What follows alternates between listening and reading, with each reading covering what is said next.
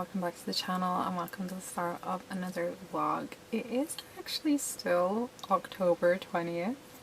I finished off my last vlog but my batteries were dying, so I've spent all day charging those batteries, metaphorically and physically. And I've done a bit of filming with my other lazy arm. I finally found it. I knew it was in here somewhere, but it's got an attachment on it to hold the phone, so I can film bits with my phone now. And I did a lot of packing up and tidying and shipped a lot of stuff over to the office. I've got more stuff to take over to the office, which I'll probably do tomorrow. And yeah, that might be dinner ready.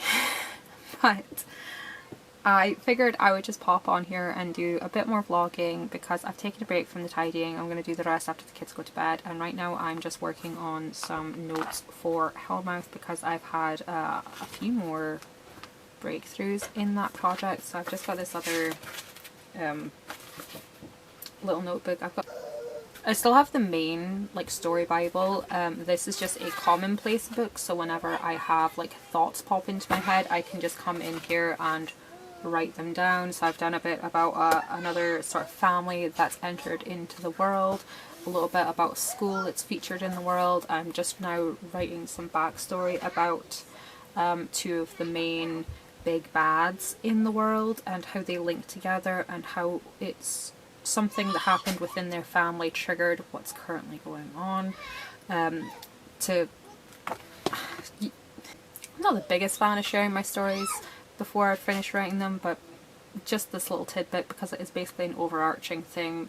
It's the umbrella storyline that goes through all of the stories and kind of links them together in pieces. So there's Darren and Archibald. They are half brothers through their father.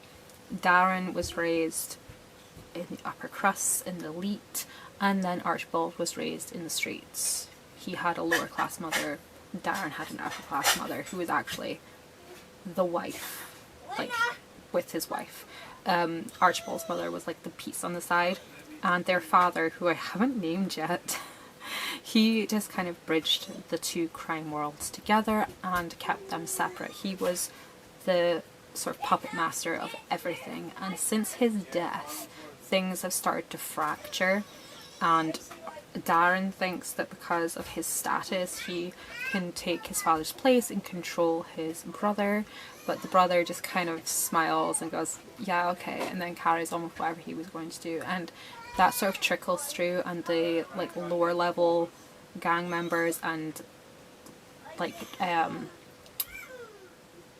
hedge gangs, I suppose you could call them, people on the sidelines, decide that this is their opportunity to start infiltrating into areas they wouldn't ordinarily have gone into, and that catches Darren's attention because he finds one at a party or a gala that he's at. There's a story specifically about this happening, and then he decides to start forming alliances with the tertiary gangs outside of his brother's control. So yeah, the commonplace book is going to be vital. But there's something about putting things into the story bible. I still have this air of perfectionism that I'm trying to break with it. So until then, scrappy little notebook. I'm not even taking a new page for everything. I just kind of divide it with a piece of washi tape if I need to take a new idea, and I've been happy with it so far, so we're going to carry on with that. And I've got a bunch of other writing things I want to do this evening, so I will take you guys along with me to do that. Awesome. So it's now Friday the 24th of October and I've been making a bit of progress. I showed you earlier the commonplace book for the Hellmouth series I put together. I forget if I put this together on the Friday, no, if I put this together on the Monday or if I did it over the weekend, but my Hellmouth commonplace book, and I was filling in some basic information that I needed about a few things. I also did a full timeline for the stories so that I can help them overlap, because some of these are, there's an overarching story, but within that are stories within themselves. So you could read each of these series and they would be contained, but within them they have the building blocks of a much larger story. So I do need the stories to come out in a certain order so that they don't like give the whole game away before this story is unveiled, you know. So I'm doing the standalone stories and the first in series of certain segments of the overarching story. And in this Commonplace book, I've also set up, this will be like a running brain, like a second brain for just this story. So as I'm doing the outlines and drafting each story, if there's a piece that's like integral that needs to be referenced or mirrored in another book, I can write down here. And at the moment I'm working on a first story. I think it's a standalone. It's intended to be a standalone, but depending on how long it drags out for, it might go longer. We'll just see. But this, our characters are Caleb and Hazel. Hazel has been taken because her debt is unpayable to the loan shark, and she has absolutely no means of paying it, so she's the collateral, basically. I don't know what YouTube's terms and service would be of me discussing this, but she's basically collateral. And Caleb used to be in the gang, and he worked a lot of the nitty-gritty stuff, the down dirty stuff, the shit jobs, one of which working in the auction. And he ended up leaving Aberdeen and going to his family's place where there was family stuff he needed to deal with, and then he ended up taking over his uncle's logistics and haulage firm, and he's just been doing that and building contracts and things, and he was up in Aberdeen signing a huge contract which would have been such a game changer for the firm. And he goes and celebrates with this new client, and he takes him with him to see an associate of his. And the client that he's signed with is a man called Morris, and Morris takes him to this strip club, you know, a gentleman's club. And Caleb knows exactly where he's going, because it's the club, it's owned by the gang he used to be a member of. And you know, he thinks, you know, they're in a booth, they're just having a couple of drinks, having a good night. He's, you know, things have changed, you know, the ranks might have changed, people who are in might be out, and he's hoping that no one recognises them, but of course someone does. And hey, Morris goes, you guys know each other? You guys know each other. Oh, we've got big plans coming up, and they end up being whisked away by this mutual person that they know to the bowels of the club where this illicit auction takes place, and he sees Hazel for the first time in years because he knows Hazel. She used to run the streets that he grew up in, and well, run around in the streets that he grew up in, and you know, to see her, this innocent person, standing on this stage, because he tries to rationalise to himself, well, maybe she has fallen into this life of ill repute, but she doesn't look it, so he buys her. And then the story kind of takes off from there, but their story needs to happen because there's an additional character called Colin who's managed to weasel his way in whilst there's some upper level disruption going on. Colin's managed to weasel himself into positions of power and positions of responsibility, but he's just this power hungry, greedy lad, and he's basically like corrupting it and siphoning off for him and his friends. So this story needs to happen because there will be a scene caused that will out Colin and his reckless behaviour and his behaviour that's causing severe detriment to the gang, to his leader.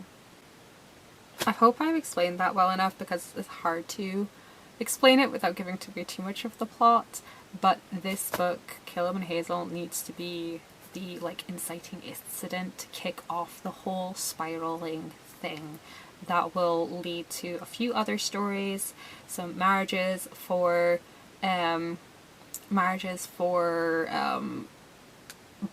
business purposes, marriages and convenience, and some other like gang infiltrations will happen, and these stories will build up to Douglas being called back and kicking off the original story that I came up with Rose, Robbie and Douglas.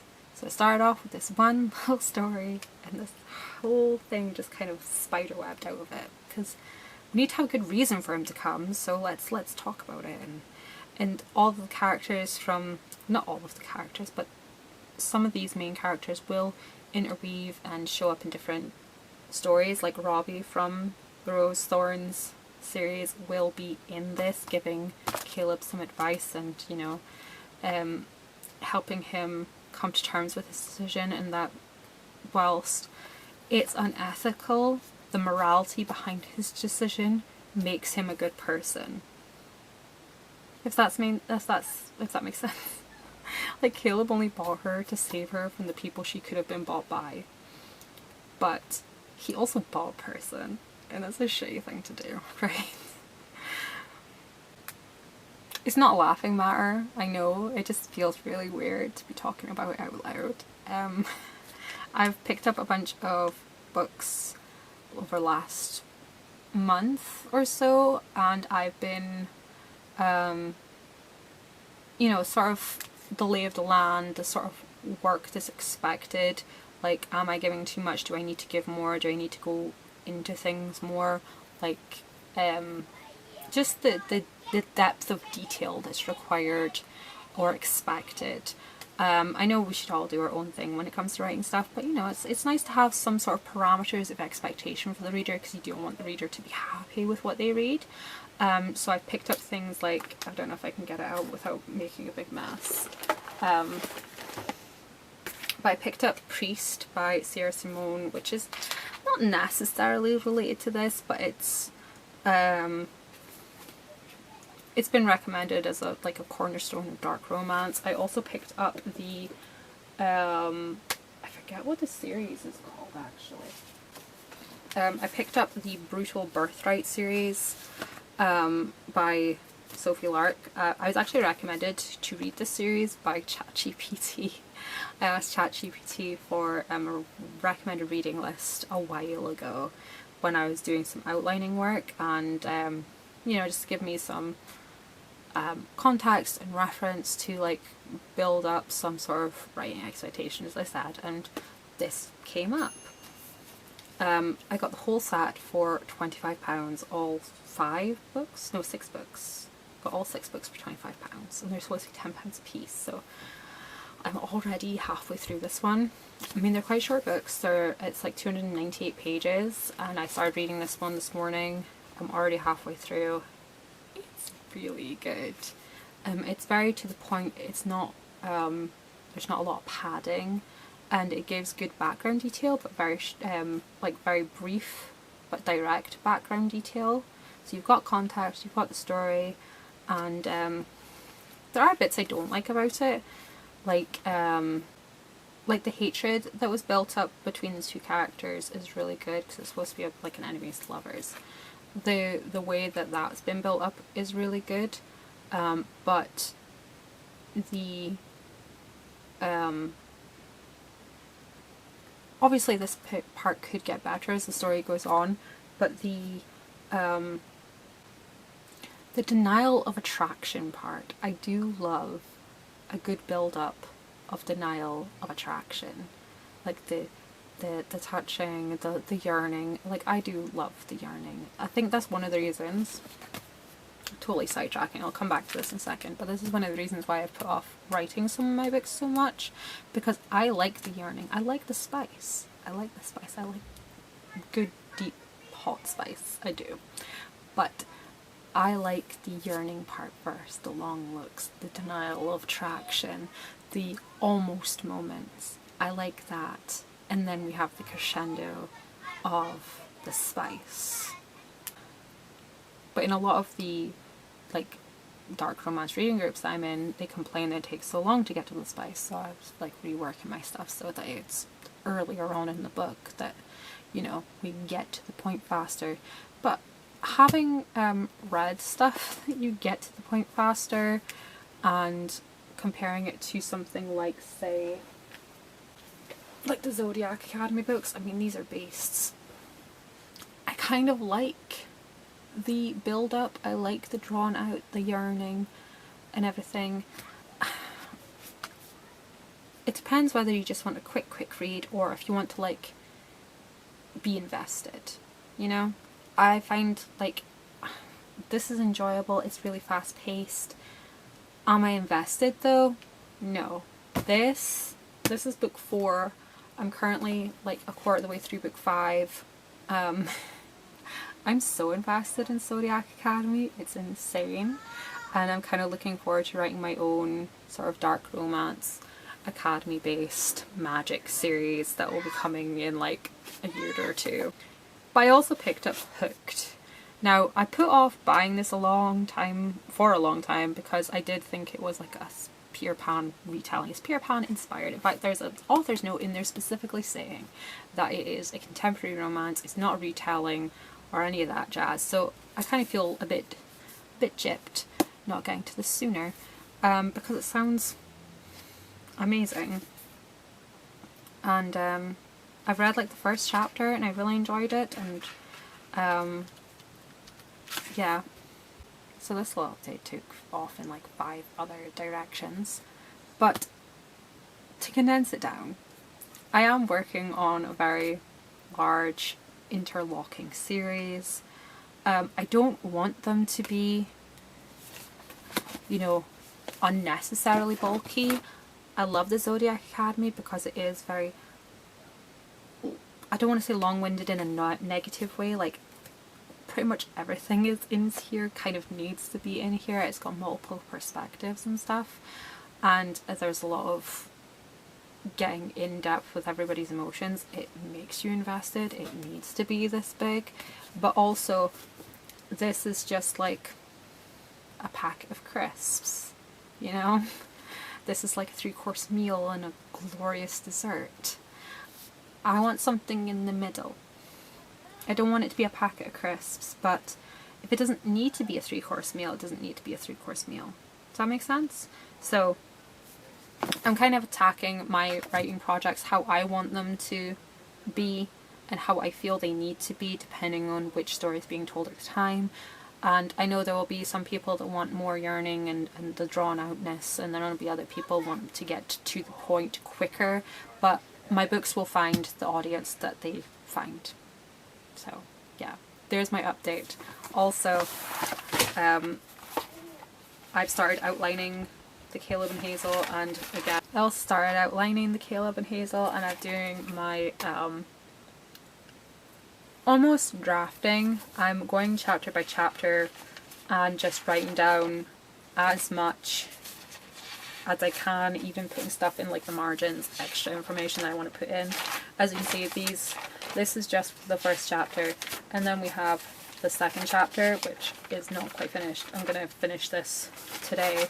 So yeah, I just want to get as much detail down as possible the first time round, so that when it comes to like properly drafting, I have it. And then as I'm drafting and things come to mind that need to be added into other books, like one commonplace book. I feel like I'm actually making progress for a change. I mean, I should be working on Holly and I should be working on Just Breathe, but we'll get there. We'll get there. And I'll keep you guys updated. So I will catch you guys later in another vlog because I don't know how long this one is, but yeah, I'll catch you guys later. Thank you so much for watching, and bye bye.